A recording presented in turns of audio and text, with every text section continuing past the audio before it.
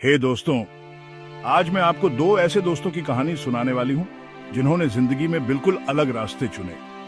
ये कहानी हमें दिखाती है कि सच्ची कामयाबी क्या होती है। मिलिए जॉन और हेनरी से। दोनों के बड़े बड़े सपने थे और दोनों ने 10 साल में फिर मिलने का वादा करके अपना घर छोड़ दिया। जॉन शहर की तरफ निकल पड़ा, आसमान छूने के ख्वाब लेकर, जबकि हेनरी ने लोहार बनने का फैसला किया, एक साधारण जिंदगी से खुश। साल बीतते गए और दोनों दोस्तों ने अपनी अपनी तरह से खूब मेहनत की। जॉन ने तरक्की की और राजा का भरोसेमंद सलाहकार बन गया, ऐशो आराम की जिंदगी जीने लगा। दूसरी तरफ हेनरी अपने काम में माहिर हो गया, अपने सीधे साधे जीवन से संतुष्ट। जब दोनों दोस्त आखिरकार मिले, जॉन को हेनरी को अपने सादे कपड़ों में एक लोहार की तरह देखकर हैरानी हुई। उत्सुकतावश जॉन ने हेनरी को अपने राजमहल में बुलाया, अपनी दौलत और रुतबा दिखाने के लिए।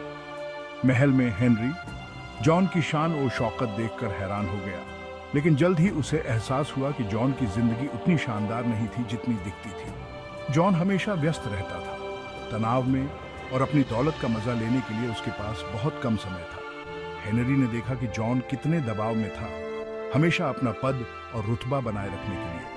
हेनरी को समझ में आने लगा कि सच्ची खुशी सादगी में है और जो आप करते हैं उसमें संतुष्ट होने में है। उसने देखा कि जॉन अपनी सारी दौलत और ताकत के बावजूद सही मायनों में खुश नहीं था।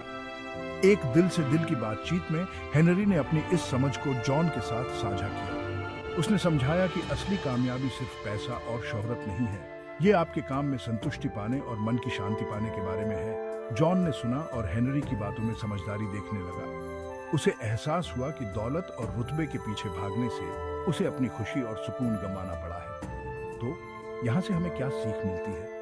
कामयाबी एक जैसी नहीं होती। कुछ के लिए ये जॉन की जिंदगी जैसी हो सकती है, उपलब्धियों और पहचान से भरपूर, लेकिन दूसरों के लिए हेनरी की तरह ये छोटी छोटी चीजों में खुशी ढूंढने और अपने आप में सुकून पाने के बारे में है। याद रखें, ये इस बात के बारे में नहीं है कि आपके पास कितना है, बल्कि इस बात के बारे में है कि आप जो कुछ भी है उसका कितना आनंद लेते हैं।